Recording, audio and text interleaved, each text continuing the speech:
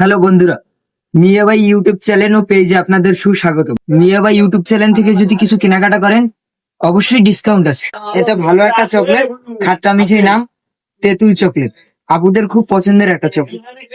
তারপরে আছে বাইরের চায়নার প্রোডাক্ট, এটা হচ্ছে কাজু বাদাম, কিশমিশ বাদাম, কাঠবাদাম দিয়ে মিক্স করে চকলেট তৈরি করা নাট ক্রিপস। এটা আছে যে ওটস ওটস আর মিল্ক আর চেরি, তিনটা ফ্লেভার দিয়ে মিক্স করা বাইরের একটা চকলেট।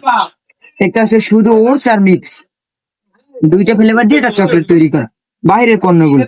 এটা আছে বার্মিশ আমসুখ, মায়ানমারের, এটা আমের স্লাইস, পাতলা আমের স্লাইস বার্মিশ।